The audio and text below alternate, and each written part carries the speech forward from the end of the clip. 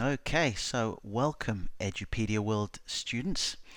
Welcome to Module 2 of the Introduction to Marketing, where we're going to speak about a topic that really I was quite late in learning about. I wish maybe I had sort of been more aware of it earlier on. Um, just because it would have really many times made things easier as I began to put together various marketing campaigns and initiatives. But I'm really delighted to share this with you now, and we're going to be talking about that unbelievably important aspect of marketing, which is the marketing psychology. So, Module 2, we're addressing how psychology is critical in being able to market effectively to your target audience. And in this lesson, you're going to learn about understanding human psychology relative to selling. Okay, this is the whole thing about it. It's, you've got something that you want to sell, so therefore you better understand human psychology. Picking your ideal target audience, the need to ask lots of questions, applying what we call emotional intelligence to the information that you produce, and then creating products and services based on those needs. And you'll see me sort of talking more about it towards the end. But that last bit, and whether it's sometimes people putting on workshops and conferences, or in my world of sort of digital marketing, people creating information products. This last one is key. You create the products and the services based on the needs that others have. So as we move along here, I'm going to make another bold statement, and probably going to come up from slide to slide and from module to module. But I mentioned at the beginning about the fact that you would be in the top 10% of all marketers. Forget what I said there. If you apply this, if you understand this, and you make again a commitment to apply marketing psychology as a practice, okay, so you really go in pursuit of the mastery there, you'll be in the top 1% if you can understand and learn that, all right? Because ultimately, the most important thing about marketing and marketing psychology here is you are dealing with human beings. So when we look at this photo, this family of four, you can tell in so many different ways and with so much evidence that this is a photo from a time that we no longer live in. Okay, this was actually taken in the 1900s. I don't know the family. I never got the chance to hang out with them back in the day. But you can see a family of four, mum, dad, the son, and the daughter there dressed up and posing in the camera. And if you think that that family of four that we have just seen are any different from this modern day family of four regarding their fears, their wants, their aspirations, their insecurities, the joys they seek, the pain they want to alleviate, you are wrong. Totally wrong. And likewise, you see this group of guys here, way back in the day, they've just finished work, but basically a group of guys, a community. If you think what they're thinking about, what's going in their head, is any different from this fine collection of men here, that's me standing in the middle with some great brothers from my church. We get together every once in a while, we have something to eat, and we just fellowship, we just have a good time. But if you think those gentlemen that you saw before were any different, forget it. And some of it boils down to what the needs are, and I refer to a psychologist named Abraham Maslow, and he had a hierarchy of needs, starting with sort of physiological, safety, belonging, self-esteem, and self-actualization. So what I'm trying to say is that this hierarchy of needs, whether you're looking at a family in the 1900s or you're looking at somebody here in the 2015, right? We are no different. We are totally no different. So when you begin to sort of look to create marketing messages that stand the test of time, and you work with the principles, remember you are dealing with human beings. So if you do not address the needs of your prospects and customers via your marketing, you will not connect with those you wish to, and instead you'll come across as a commodity type of offering. And when we look at commodity, we normally think about coal and wheat and beans and things like that, right? But in a worse sort of marketplace term, when we talk about commodity, it's like this. You've just got all these, you're spoilt for choice with just the basics, whether it's tea, whether it's vinegar, whether it's wine, whether it's cans of fruit, whatever it is, a commodity, and this is what we need to avoid. So as Peter Drucker said, the aim of marketing is to know and understand. Okay, so let's back up again, right? The aim of marketing is to know and understand. I'm going to say it one last time, and I make no apologies for it. We must know and we must understand the customer so well that the product or the service that we're offering fits him and sells itself. And too often we're very quick to put something in front of somebody without truly knowing them or understanding them. So how do we create great marketing using psychology? Well, first of all, what you need to remember and be very, very aware of, and keep this at the very front of your mind, is that the prospect is not actually seeking a product, a service, or a program. Okay, so when somebody buys my social media program, my training program, right? They're not after a program. They're not after a product. The solutions, the transformations, the outcomes, and everything that they get satisfy an emotional need. That's why they buy something. If somebody goes on holiday, if somebody buys a car, ultimately what they're looking for is to satisfy an emotional need. So therefore, your job as a marketer must be to understand why they have those needs. All right, I'm going to say that again. Your job as a marketer is to understand why they have those particular needs. Then you craft messages in line with those needs. All right, this is so very important. So remember, your prospect is not seeking a product, service, or program. They seek solutions. They seek answers. They seek results. They seek outcomes. They seek transformations. But all these things they seek are to satisfy an emotional need. It's your job as the marketer to understand why they have those needs. Then, once you've got that information, you can craft messages in line with those needs.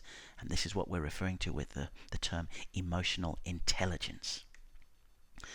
And this fine gentleman, who sadly is no longer with us, Dr. Stephen Covey, who wrote the great book, The 7 Habits of Highly Effective People, I believe it was habit number 5, was to seek first to understand and then to be understood. Okay? Seek first to understand and then be understood.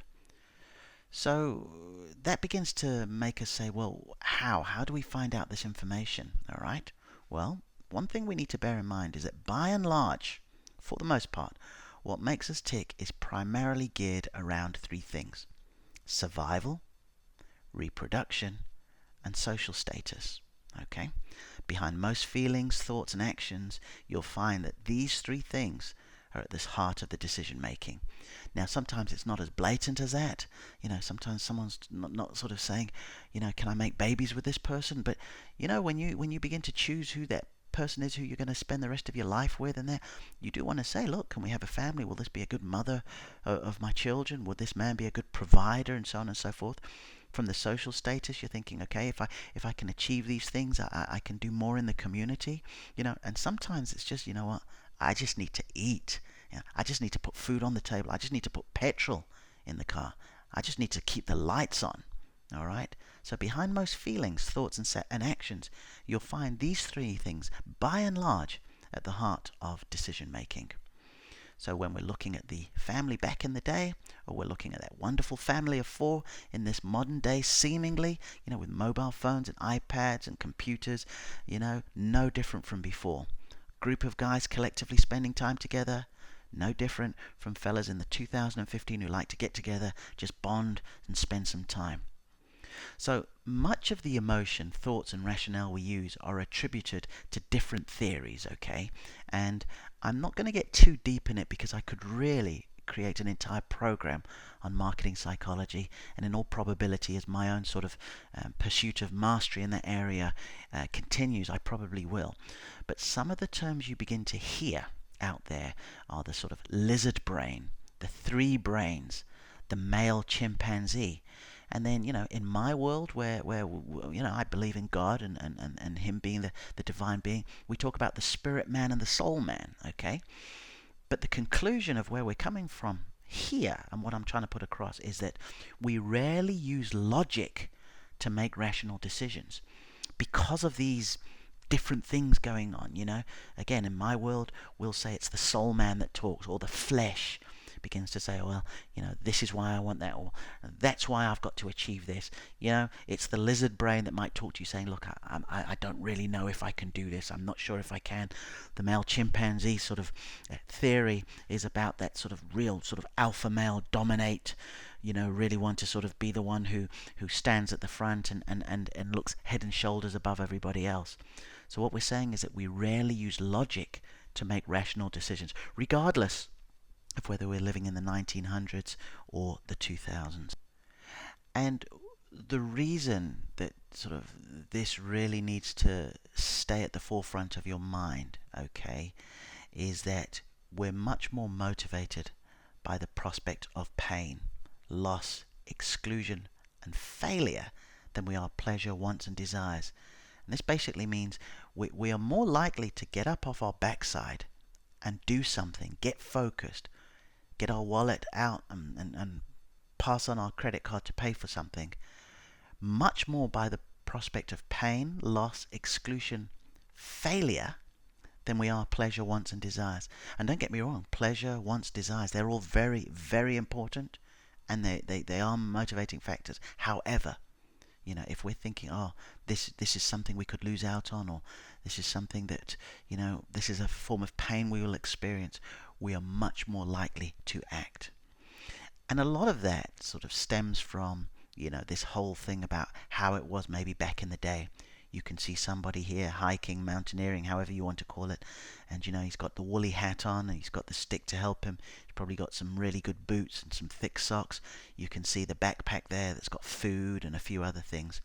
But when we think back again, to sort of a different situation, maybe a different time, when being out there alone and not having things was the difference between life and death, that has carried on through the years, the decades, the centuries, if you will. So it brings us very much full circle to, somebody who I mention a lot and will continue to do so because of the profound effect that he has had on the way I approach my business and my teaching, and that is Eben Pagan. And Eben made it a point for everybody who comes through his classes and take his programs that often the first place to start with when beginning to sort of formulate your programs, your services, your packages, and for that matter, just get to know your customers, is what he likes to call paid research. Okay, paid research, but it begins with some questions. And Eben's 6 questions are: what's the biggest frustration you have with X? All right. So if, for example, I am looking at a situation and I say to somebody, relative to finding someone to provide your digital marketing services, what's the biggest frustration you have? Okay. And next I would say to them, what have you tried or looked for so far? So I would have said, what avenues have you gone down? Who have you used thus far? What's your biggest fear when it comes to finding, a digital marketing manager or digital services provider? What's your biggest fear if you do not? That's what I mean, And then you say, what worries you about it? What are you afraid will happen if you aren't able to sort of fulfill that side of it? Next, what would it take for you to be happy and satisfied with a digital marketing services provider? What would you need to see them delivering in order for you to be happy? And then if you could have one answer given to you or one solution offered, when it comes to sort of digital marketing services and potentially finding one, what would that be? So if you can go in with these sort of questions, all right, this really will allow you to have a lot of information that you need. And this man here, who is very much referred to as the father of direct mail advertising, his name was Robert Collier. He wrote, among other publications, the Robert Collier Letter, okay? And he said that you need to always enter the conversation taking place in the customer's mind, okay? So therefore, don't be so quick to use logic and conventional wisdom when reasoning with prospects and clients. Listen closely to what they tell you and use the information gathered to craft your marketing messages. Okay, so you would assume, I would assume that I would sort of get in front of a business, an entrepreneur, and say, okay, I've got some digital marketing services. We are in a day and age of digital. The old-fashioned way of marketing is no good anymore. There are over 1 billion people on Facebook. By the clever use of a hashtag, we could find people who are tweeting about what you have to offer. So much is done now with mobile phones, the smartphones, the Androids, the iPads. So it makes sense to have this information that's optimized for that. And you know what? All that information is true. It's all true. However, I will benefit a lot more if I start by asking these questions, and then I can combine it with the information that I just sort of ran off the conventional wisdom. Because if I just went in with my marketing with that, everyone's got mobile phones and this, that, and the other, and blah, blah. As true as it may be, it's not narrowing down. I'm not listening close to the information that I have gathered from the people who matter.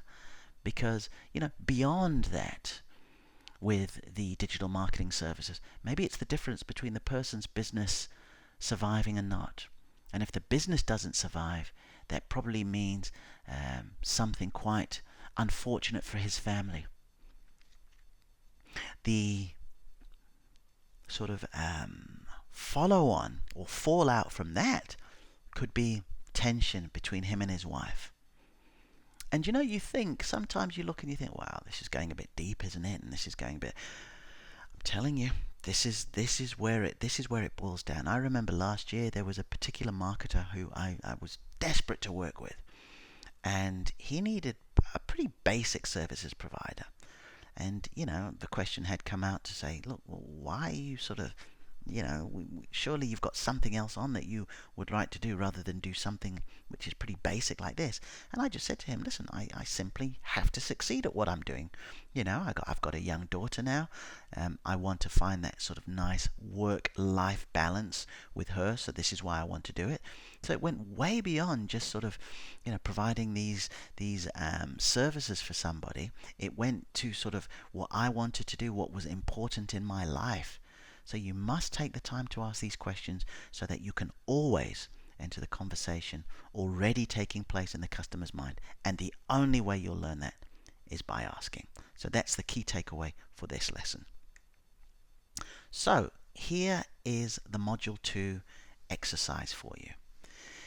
In order to begin really understanding your target audience, this is what I want you to do. I want you to join a private group via Facebook, LinkedIn, a LinkedIn group, or a Google Plus community, to see the language that your ideal target audience is using, all right, and also use hashtags and keywords via Twitter search. Now, when I say join a group via Facebook, all right, so to give you an example, I would not join a digital marketing services group. I would join a group with entrepreneurs, consultants, maybe even life coaches and things like that, who are looking to sort of move their businesses forward. Same as in a LinkedIn group or a Google Plus community, because then I could see them talking about some of the frustrations they're having in putting various things together. So join the group and see the language and write it down. Take time to really write it down. Likewise, look at some of the hashtags in Facebook, but also in Twitter, and the keywords via Twitter search. See what people are saying. See what they are sort of really sounding off about that they're not happy about, or the fears that they have. And if you do actually have existing clients and prospects, even better. Try and get a Google survey, a Google form. You can do it for free via Google Documents, Google Forms. Put some together. But even better, going to see them in person, getting on the phone, speaking to them, finding this out. And when you approach it in such a way where you say, look, I'm just sort of trying to do some research as I get information for the next sort of products and services and programs. Could I ask you a few questions so I could just better understand you and your requirements? And very few of them would say no, or we're not comfortable. In fact, they will welcome it.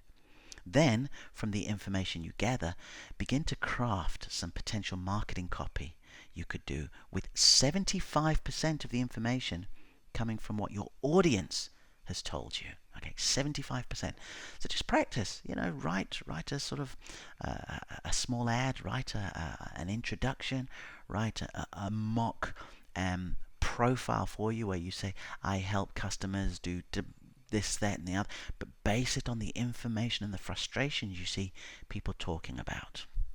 All right, because I really want you to get into the habit of understanding human psychology and emotional intelligence. Because really, like I said right at the very beginning, you are in fact dealing with human beings. We are going to be introducing the marketing triangle, where we'll discuss who you're targeting, what messages to use, and how your messages are being distributed. And also we talk about integrating your marketing and automating your marketing as well. And if you're enjoying some of these teachings and you want to just sort of connect with me, you can do so via LinkedIn, Twitter, my own personal Facebook group, or the blog that I have. And finally, you can see some other sort of little lessons on all sorts of marketing via the YouTube channel. So thank you for joining me for Module 2. Look forward to Module 3 with the introduction to marketing. We'll speak again soon.